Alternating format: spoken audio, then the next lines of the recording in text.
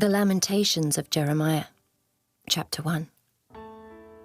How doth the city sit solitary, that was full of people? How is she become as a widow, she that was great among the nations, and princess among the provinces? How is she become tributary? She weepeth sore in the night, and her tears are on her cheeks. Among all her lovers she hath none to comfort her. All her friends have dealt treacherously with her. They are become her enemies. Judah is gone into captivity because of affliction, and because of great servitude. She dwelleth among the heathen, she findeth no rest. All her persecutors overtook her between the straits. The ways of Zion do mourn, because none come to the solemn feasts. All her gates are desolate, her priests sigh, her virgins are afflicted, and she is in bitterness. Her adversaries are the chief, her enemies prosper. For the Lord hath afflicted her for the multitude of her transgressions. Her children are gone into captivity before the enemy, and from the daughter of Zion all her beauty is departed. Her princes are become like harts that find no pasture, and they are gone without strength before the pursuer. Jerusalem remembered in the days of her affliction, and of her miseries, all her pleasant things that she had in the days of old, when her people fell into the hand of the enemy, and none did help her. The adversaries saw her, and did mock at her Sabbaths. Jerusalem hath grievously sinned, therefore she is removed. All that honoured her despise her, because they have seen her nakedness. Yea, she sigheth, and turneth backward. Her filthiness is in her skirts, she remembereth not her last end. Therefore she came down wonderfully, she had no comforter. O Lord, behold my affliction, for the enemy hath magnified himself. The adversary hath spread out his hand upon all her pleasant things. For she hath seen that the heathen entered into her sanctuary, whom thou didst command that they should not enter into thy congregation. All her people sigh, they seek bread. They have given their pleasant things for meat to relieve the soul. See, O Lord, and consider, for I am become vile. Is it nothing to you, all ye that pass by? Behold, and see if there be any sorrow like unto my sorrow, which is done unto me, wherewith the Lord hath afflicted me in the day of his fierce anger. From above hath he sent fire into my bones, and it prevaileth against them. He hath spread a net for my feet, he hath turned me back. He hath made me desolate and faint all the day. The yoke of my transgressions is bound by his hand. They are wreathed and come up upon my neck. He hath made my strength to fall. The Lord hath delivered me into their hands, from whom I am not able to rise up. The Lord hath trodden under foot all my mighty men in the midst of me. He hath called an assembly against me to crush my young men. The Lord hath trodden the virgin, the daughter of Judah, as in a winepress. For these things I weep. Mine eye runneth down with water, because the comforter that should relieve my soul is far from me. My children are desolate, because the enemy prevailed. Zion spreadeth forth her hands, and there is none to comfort her. The Lord hath commanded, concerning Jacob, that his adversaries should be round about him. Jerusalem is as a menstruous woman among them. The Lord is righteous, for I have rebelled against his commandment. Hear, I pray you, all people, and behold my sorrow. My virgins and my young men are gone into captivity. I called for my lovers, but they deceived me. My priests and mine elders gave up the ghost in the city, while they sought their meat to relieve their souls. Behold, O Lord, for I am in distress. My bowels are troubled, mine heart is turned within me, for I have grievously rebelled. Abroad the sword bereaveth, at home there is as death. They have heard that I sigh. There is none to comfort me. All mine enemies have heard of my trouble. They are glad that thou hast done it. Thou wilt bring the day that thou hast called, and they shall be like unto me. Let all their wickedness come before thee, and do unto them as thou hast done unto me for all my transgressions. For my sighs are many, and my heart is faint. Chapter 2. How hath the Lord covered the daughter of Zion with a cloud in his anger, and cast down from heaven unto the earth the beauty of Israel, and remembered not his footstool in the day of his anger. The Lord hath swallowed up all the habitations of Jacob, and hath not pitied. He hath thrown down in his wrath the strongholds of the daughter of Judah. He hath brought them down to the ground. He hath polluted the kingdom and the princes thereof. He hath cut off in his fierce anger all the horn of Israel. He hath drawn back his right hand from before the enemy, and he burned against Jacob like a flaming fire which devoureth round about. He hath bent his bow like an enemy. He stood with his right hand as an adversary, and slew all that were pleasant to the eye in the tabernacle of the daughter of Zion. He poured out his fury like fire. The Lord was as an enemy. He hath swallowed up Israel. He hath swallowed up all her palaces. He hath destroyed his strongholds, and hath increased in the daughter of Judah mourning and lamentation. And he hath violently taken away his tabernacle, as if it were of a garden. He hath destroyed his places of the assembly. The Lord hath caused the solemn feasts and Sabbaths to be forgotten in Zion, and hath despised in the indignation of his anger the king and the priest. The Lord hath cast off his altar. He hath abhorred his sanctuary. He hath given up into the hand of the enemy the walls of her palaces. They have made a noise in the house of the Lord, as in the day of a solemn feast. The Lord hath purposed to destroy the wall of the daughter of Zion. He hath stretched out a line. He hath not withdrawn his hand from destroying. Therefore he made the rampart and the wall to lament. They languished together. Her gates are sunk into the ground. He hath destroyed and broken her bars. Her king and her princes are among the Gentiles. The law is no more. Her prophets also find no vision from the Lord. The elders of the daughter of Zion sit upon the ground and keep silence.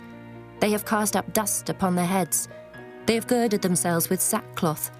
The virgins of Jerusalem hang down their heads to the ground. Mine eyes do fail with tears. My bowels are troubled. My liver is poured upon the earth, for the destruction of the daughter of my people, because the children and the sucklings swoon in the streets of the city. They say to their mothers, "Where is corn and wine?"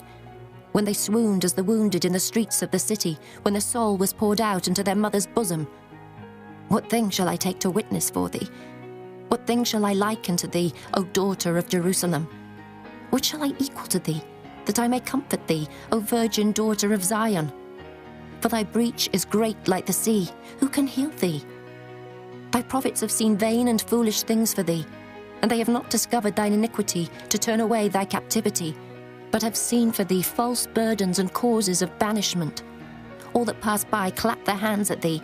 They hiss and wag their head at the daughter of Jerusalem, saying, "Is this the city that men call the perfection of beauty, the joy of the whole earth?" All thine enemies have opened their mouth against thee. They hiss and gnash the teeth. They say, "We have swallowed her up. Certainly this is the day that we looked for. We have found, we have seen it. The Lord hath done that which he had devised. He hath fulfilled his word that he had commanded in the days of old. He hath thrown down and hath not pitied, and he hath caused thine enemy to rejoice over thee. He hath set up the horn of thine adversaries. Their heart cried unto the Lord, O wall of the daughter of Zion, let tears run down like a river day and night. Give thyself no rest. Let not the apple of thine eye cease. Arise, cry out in the night. In the beginning of the watches, pour out thine heart like water before the face of the Lord. Lift up thy hands toward him for the life of thy young children, that faint for hunger on the top of every street. Behold, O Lord, and consider to whom thou hast done this. Shall the women eat their fruit, and children of a span long? Shall the priest and the prophet be slain in the sanctuary of the Lord? The young and the old lie on the ground in the streets. My virgins and my young men are fallen by the sword. Thou hast slain them in the day of thine anger. Thou hast killed and not pitied. Thou hast called as in a solemn day my terrors round about, so that in the day of the Lord's anger none escaped nor remained. Those that I have swaddled and brought up hath mine enemy consumed. Chapter 3. I am the man that hath seen affliction by the rod of his wrath. He hath led me and brought me into darkness, but not into light. Surely against me is he turned. He turneth his hand against me all the day. My flesh and my skin hath he made old. He hath broken my bones. He hath builded against me, and compassed me with gall and travail. He hath set me in dark places, as they that be dead of old. He hath hedged me about, that I cannot get out. He hath made my chain heavy. Also when I cry and shout, he shutteth out my prayer. He hath enclosed my ways with hewn stone. He hath made my paths crooked. He was unto me as a bear lying in wait, and as a lion in secret places. He hath turned aside my ways, and pulled me in pieces. He hath made me desolate. He hath bent his bow, and set me as a mark for the arrow. He hath caused the arrows of his quiver to enter into my reins. I was a derision to all my people, and their song all the day. He hath filled me with bitterness. He hath made me drunken with wormwood. He hath also broken my teeth with gravel stones. He hath covered me with ashes. And thou hast removed my soul far off from peace. I forgat prosperity. And I said, my strength and my hope is perished from the Lord.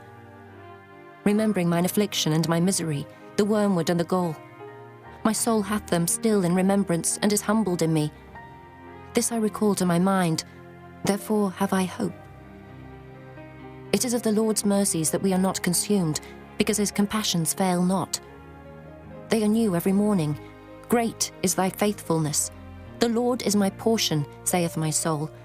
Therefore will I hope in him. The Lord is good unto them that wait for him, to the soul that seeketh him. It is good that a man should both hope and quietly wait for the salvation of the Lord. It is good for a man that he bear the yoke in his youth. He sitteth alone and keepeth silence, because he hath borne it upon him. He putteth his mouth in the dust. If so be there may be hope. He giveth his cheek to him that smiteth him. He is filled full with reproach. For the Lord will not cast off forever. But though he cause grief, yet will he have compassion according to the multitude of his mercies.